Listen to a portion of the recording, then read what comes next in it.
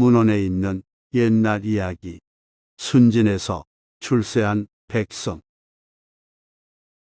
선조 손자 이종은 어린 시절 사저에서 자라지 않고 특별히 할아버지 선조의 배려로 궁중에서 지냈습니다. 참으로 대견하구나. 그는 어린 나이임에도 장난을 좋아하지 않고 우스갯말이 적었기에 할머니 뻘인 의인왕후는 그 점을 기특히 여겨 사랑하고 귀엽게 여겼으며 선조는 그를 5, 6세 때 자신의 품 안에 두고 그를 가르칠 정도로 아꼈습니다. 이종은 어느 정도 자란 뒤에도 왕손이라는 지위를 내세우지 않았으며 내외척 사이에서 귀환체하지 않았습니다. 이종은 만 12살 때인 1607년 능양군에 봉해졌으며 이듬해 할아버지 선조가 별세하면서 부모를 따라 경희궁으로 나와 살았습니다. 능양군이 광해군 치하에서 눈치 보며 살아갈 때의 일입니다. 그는 어느 날 나들이 나갔다가 비가 내리기에 주막으로 들어가 쉬었습니다. 비가 곧 그치기를 바랐으나 종일토록 내리자 무료해진 능양군은 근처에 있는 나그네에게 말을 걸었습니다. 심심한데 장기 한 판 어떤가? 그 말에 상대는 좋다고 응했고 장기를 두면서 가벼운 대화가 오고 갔습니다. 능양군이 먼저 물었습니다. 그대는 지금 어디로 가는 길인가? 소희는 영남에 사는 조가요인데 생전 처음으로 서울에 올라가는 길입니다. 서울에는 무슨 일로 가는가?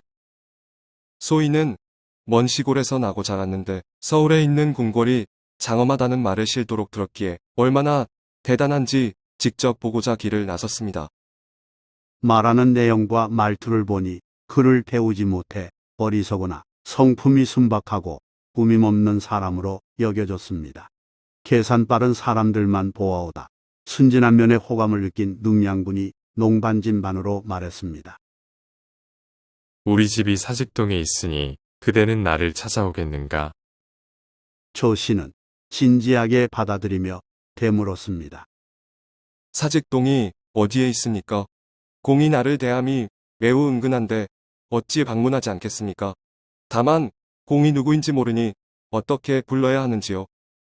시골 사람의 언행을 귀엽게 느낀 능양군이 웃으며 답했습니다. 능양군의 궁을 물으면 누구든 어디인지 알려줄 것이네. 알듯 모를 듯한 말에 조씨가 진지하게 말했습니다. 공의 용모를 보니 아마도 관직에 있는 사람 같은데 능양군은 좋은 관직입니까? 그 말에 능양군은 속으로 크게 웃었습니다. 군은 왕의 정치내적 및 공신에게 내리는 자기것만 그걸 몰라서 관직으로 오해했으니까요. 그즈음 비가 그쳤기에 능양군은 더는 대답하지 않고 웃으며 일어나 집으로 돌아갔습니다. 참으로 순진하구나. 능양군은 궁으로 돌아가는 내내 시골 사내의 천진난만함을 떠올리며 즐거워했습니다. 그로부터 며칠이 지나서 조씨가 정말로 찾아와 능양군에게 배하라고 놀란 표정으로 말했습니다. 공의 집은 매우 넓고 좋네요. 여기가 대궐입니까? 능양군이 빙그레 미소 지으며 답했습니다. 이곳은 대궐이 아니고 궁이라네. 대궐은 궁과 어떻게 다릅니까? 대궐은 상감께서 거처하시는 곳이고 궁은 종친들이 거처하는 곳이라네. 능양군이 친절히 설명해주자 조씨는 또 놀란 표정으로 물었습니다. 그러면 공은 종친이십니까? 능양군은 그에 대해 대답하지 않고 웃음 깃든 얼굴로 물었습니다. 그대는 지금 나와 다시 장기를 두겠는가? 그 제안에 조씨는 갑자기 뭔가 생각난 듯 능양군에게 조심스레 말했습니다. 공께서 다시 장기를 두고자 하신다면 내기를 걸고 대국함이 어떻습니까? 뜻밖의 조건에 능양군이 웃으며 응했습니다.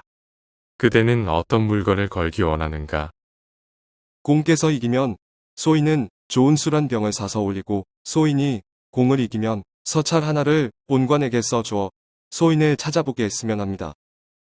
여기서 본관은 고을수령 또는 관찰사를 이루는 호칭입니다. 권리로부터 대접받고 싶어 하는구나. 시골 사람의 소심한 소원을 파악한 능량군은 웃으며 허락했습니다. 대국 결과 두 판을 연달아 진 조씨가 약속을 이행하고자 주머니 속에서 돈을 꺼내어 능량군에게 내밀었습니다. 이 돈으로 하인에게 술을 사오게 하시지요. 조씨가 패배를 아쉬워하며 낙담한 표정을 짓자 능량군은 연신 웃다가 곧 서차를 써서 주며 말했습니다. 이를 본관에게 전해주면 자네에게 술을 한번 대접해 줄 걸세. 그게 정말입니까? 실망에 빠져있던 조씨는 기대했던 일이 일어나자 반색하며 무척 좋아했고 능량군에게 절을 올린 후 다음과 같이 말했습니다. 소인이 지금 내려갔다가 몇 달 안에 반드시 다시 서울에 와서 공에게 선물로 보답하겠습니다.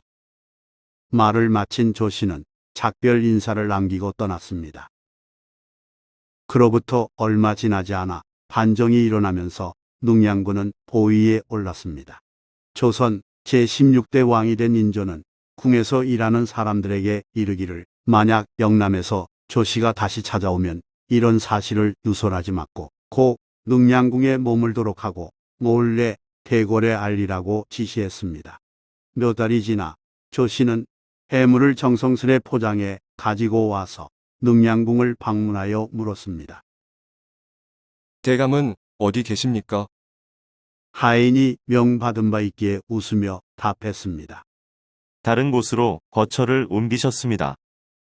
대감께서 나와 서로 약속을 맺었으니 그대는 능히 내가 대감과 통할 수 있게 해주시오.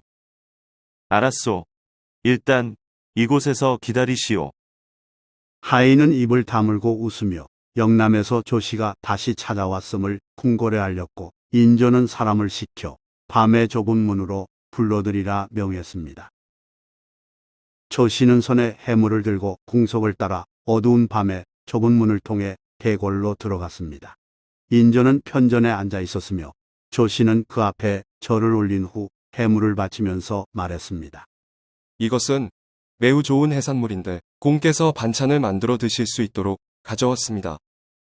인조는 웃으며 가까이 있는 내시에게 대신 받게 했습니다. 이때 조씨가 고개를 갸웃거리며 물었습니다. 공의 집은 지난번 궁보다 훨씬 더 나아졌는데 좋은 벼슬을 하게 되어 그렇습니까? 인조는 계속 웃으며 답했습니다. 그런도라. 그대의 소원은 무엇인가? 소인의 바람은 매우 어려운 것입니다. 제가 사는 동리에 박충이라는 사람이 있는데 충이라는 칭호가 무척 부럽습니다. 어떻게 해야 얻을 수 있겠습니까? 알아볼 터이니 그대는 돌아가 기다리도록 하라. 인조는 곧 그를 능량궁으로 물러가게 하고 유사에게 도포와 관모를 만들라고 명령했습니다. 이튿날 인조는 그에게 특별히 충의 벼슬을 제수했고 숙배하라는 명이 조씨에게 전달됐습니다. 숙배는 임지로 가는 관원이 임금에게 작별을 아뢰는 일입니다. 임금님이 내게 충의 벼슬을 내리셨다고요? 여전히 능량군이 왕이 됐음을 눈치채지 못한 조씨는 어리둥절해하면서도 더없이 기뻐했습니다. 조씨는 대궐문 밖에 이르러 위축되어 감히 들어가지 못하고 머뭇거렸습니다. 어찌어찌 이꼴하고는 임금을 배알할 때 너무 긴장해 넘어지고 연신 실수했기에 옆에서 지켜보던 사람들이 놀라며 웃었습니다. 조충이는 고개를 숙인 채 인도하는 사람을 따라 임금 자리 앞에 이르러 바짝 엎드렸습니다. 난생 처음 임금을 뵌다고 생각한 그는 등에 식은땀을 흘리며 잔뜩 긴장했습니다. 그때 인조가 말했습니다. 고개를 들어 과인을 보라. 조충이는 비로소 머리를 들어 임금의 얼굴을 쳐다보고는 그제야 깨닫고 큰 기쁨을 참지 못해 벌떡 일어나 좋아 날뛰며 말했습니다. 실로 이럴 수 있습니까? 공은 어쩌면 나를 속임이 이다지 심한지요? 돌발 상황에 인조는 크게 웃었지만 좌우에 있던 신하들은 놀라워하면서 불경제로 다스리자고 정했습니다. 어전을 어지럽힌 죄를 물어야 합니다. 대신들의 엄한 아뢰매 조충이는 다시 긴장하여 쩔쩔맸습니다. 이때 인조는 웃으며 말했습니다. 이 사람은 내가 보위에 오르지 않았을 때 알던 옛 친구요. 시골에 사는 어리석은 백성인데 그에게 무엇을 책망하리요. 조충이는 하직하고 물러나왔으며 왕은 특별히 그에게 번양 영감을 제수하여 금이 환영하도록 해주었습니다. 좋아요 및 구독은 영상 제작에 큰 힘이 됩니다. 고맙습니다.